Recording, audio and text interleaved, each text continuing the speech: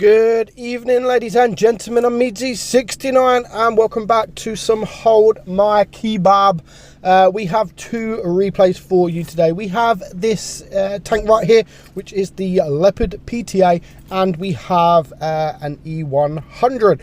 Both battles are really good. Now, the first up, we have the Leopard PTA. Now, this tank is a nice tank. It really is a nice tank. It gets better. It does get better when you get to the Leopard 1. However, you don't see too many decent games in the Leopard PTA. You see quite a few in the Leopard 1, but the Leopard PTA, you don't really see too many. But this game is like no other, and he plays absolutely brilliantly, and he is bottom tier, so he's going to come up against a few tier 10s, and it is an encounter. So first up, he spots the E100. Now, of course, everyone goes to this position at the start of the game to spot any tanks that are coming from the middle and any tanks that are kind of crossing. So really good position, but you do need to be careful because if you get spotted, you can get completely torn apart. Now, he has turned around and he has a few shots here. One of them is the grill, so he's just going to farm the grill. He's going to sit in this position. His team are with him all sort of, they are, you can see, look at the minimap, they're kind of scattered. So he is now deciding what he wants to do. Does he go and help his heavies, or does he go and help his the medium tanks and the TD here? And he definitely makes the right choice. He goes with the majority and tries to clear these couple of tanks up here, which is the T54 E1 and the grill. Now, the grill is quite low hit points. He's dropping down, and that there was an unfortunate miss. But for some reason, this this grill just, he doesn't do a good job, to be honest, and he's just getting HE'd, and there's not much now the grill can do. He gets taken out by the FV4005. Now, that leaves the T54 E1 up there. There is a Jag Tiger there as well, so you have to be really careful of the Jag Tiger because of that DPM. Nothing really is out DPMing that guy, so if you can get around him, then the tank is actually really weak. But you know, you have to get around him first, and the Jag Tiger is in a good position, so he's not allowing it he's not allowing anyone to get around him. So he is going to lose quite a bit of hit points trying to deal with this T54 E1, but he does manage to clear him to bring it now down to a 4 versus 5.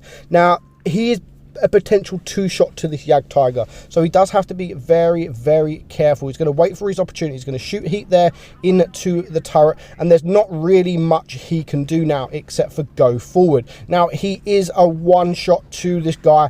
He gets very freaking lucky. Now, he is getting quite close to him, and he gets that shot off, and just before the Jag Tiger can turn and face him, he gets taken out. So that was very lucky. Now it is a 4 versus 4. He's a 1-shot, maybe he's a 2-shot to this T54 E1. He does get a lucky track shot from that guy, but on the other hand, he also misses the shot on him. There goes the standard beat, so it is now a 3 versus 4. So there's a lot of work to do. He's on 3.6k damage. He's not looking at running away. He is looking at standing his ground and fighting. He has his team behind him. So if this T54 pushes, then he's got a couple of teammates to help him deal with him. But the FV215B is pushing up. Now, he can really do with taking him out, but he's a 1-shot. He can't really do much. If he starts going for the heavies, then all they got to do is just shoot him once.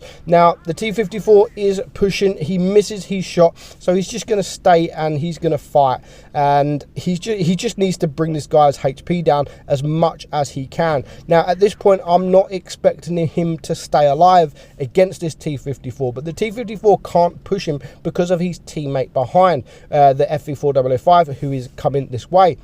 He decides to change it up a bit. The E75 is coming around on his own, and this is the opportunity for him to get behind this E75 whilst the other two tanks hasn't got shots on him. He's going to get behind this E75 whilst this guy is looking. Now, this is fantastic teamwork. I do admit this is great teamwork. Both of these tanks, him and the FV4005, decide to turn back and go for this E75. He puts him on fire, and he is going to pretty much take him out for his second kill. So that was perfect team gameplay there. There goes the FV, but he does manage to take out that T54, leaving just this E100. So it is now, there goes the FV. It is now a 1 versus 1. Whilst the E100 is on a reload, he's going to use that opportunity to get some distance on this guy. There's only 1.5 minutes left on the clock. There is still quite a lot of hit points to get through from that E100. Doesn't look like it's a job that can be saved. Maybe a draw. There's no time to cap, so we know that the E100 won't cap.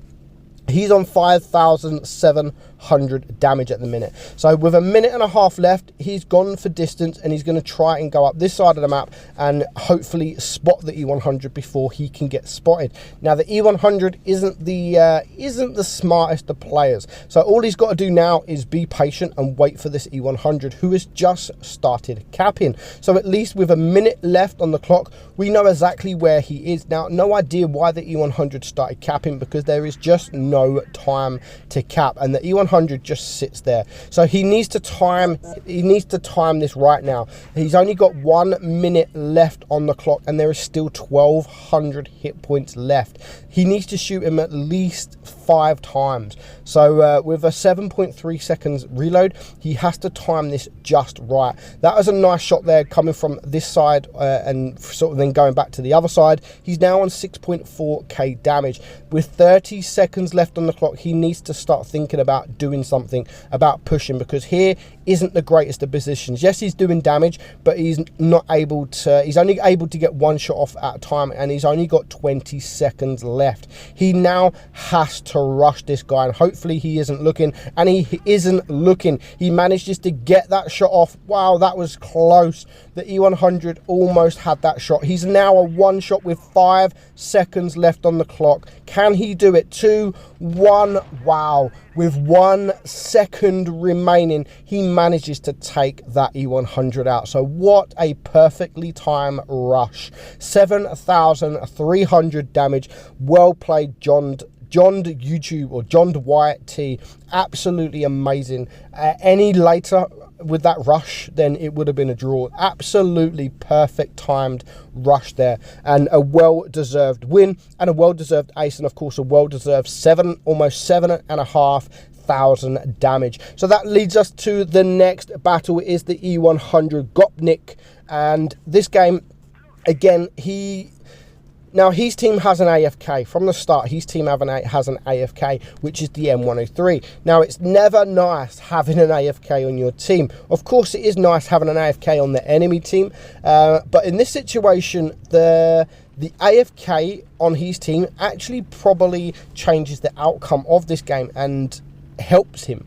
And we're going to see that later on, because obviously when there's an AFK, people like to farm damage, and that's exactly what is going to happen. So straight up, he gets the nice shot on the WZ111 there, and already there is the back chat to the left. There's an AMX there. So pretty much we know that the team are going to come this way. Again, it is an encounter game, and there is the Death Star. So he gets that nice shot on the Death Star. Of course, focusing the Death Star is crucial, because it's not a great tank, but it does big damage, and you don't want to be shot from a Death Star. 100%. If you forget about it and come out sideways, you're going to soon know about it. So he could have actually shot HE there into the side of that back chat, who just keeps poking out. So because he keeps poking out sideways, we already know that he isn't a great player.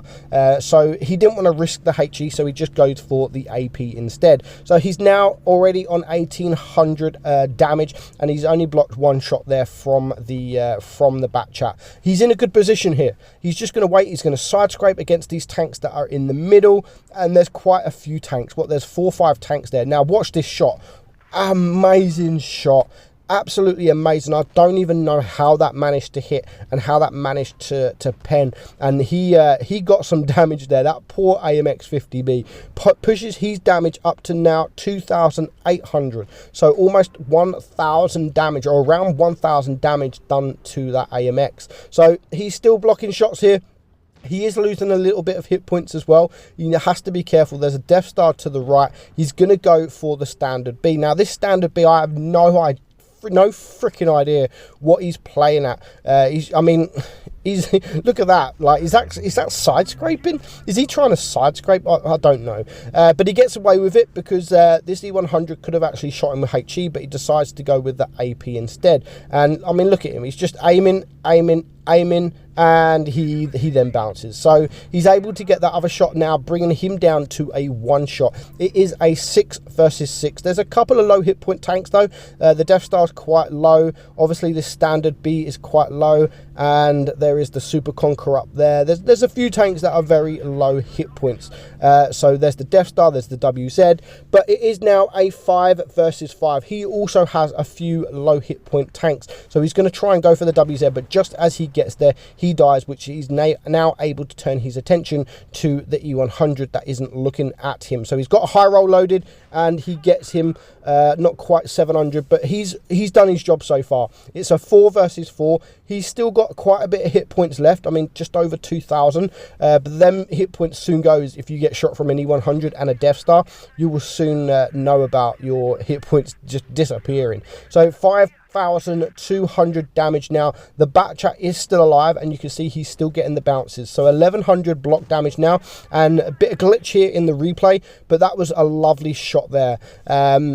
Again, a well-timed shot, and RNG is on his side this game. Like 100% RNG is on his side. So you can still see him trying to angle to the Death Star. Doesn't want to be shot. He does manage to take out the bat chat, and now it is a 3 versus 3. He's on 6,500 damage. There's the Death Star. So at least we now know where he is. He's only on 59 HP. So does he go for him? No, he's going to go for the Super Conqueror, and he does manage to clear him for his 3rd kill. So it is now a 2 versus 2, but we know that the Death Star is a 1 shot, but his other tank is AFK. So that AFK is actually taking the attention of the last E100. So yeah, so the AFK is actually doing him a favor. If the E100 would have come towards him while he's on a reload especially, then this would have been completely different, but he decides to go for the AFK, which allows our guy here to get up and just do some damage whilst the E100 is reloading from taking the shot on the M103. So he gets that nice shot there, and now he's going to use these containers just as a little bit of cover whilst he's on a reload. But the E100 decides, you know what, I think I've lost this anyway. We're just going to go for the damage, and he just shoots the M103. So at this point, he is now a 1 shot. Our guy can just switch up to the HE and easily clear him. And this is when the enemy E100 decides, you know what, maybe I need to go for you instead of the AFK. A bit late. A bit late. You should have done this a couple of minutes ago. And now he's going to hide behind these containers, not knowing that there's a nice little gap in the middle where you can be shot. So good game here from Gopnik. He manages to get 5 kills, 8,600 damage. Well played indeed. So thank you guys for sending me those replays in. Really enjoyed it. Hope you guys enjoyed it too. If you did, hit that subscribe. Let's get to 60k subs. I'm Meadsy, and I'll catch you all soon. Bye bye.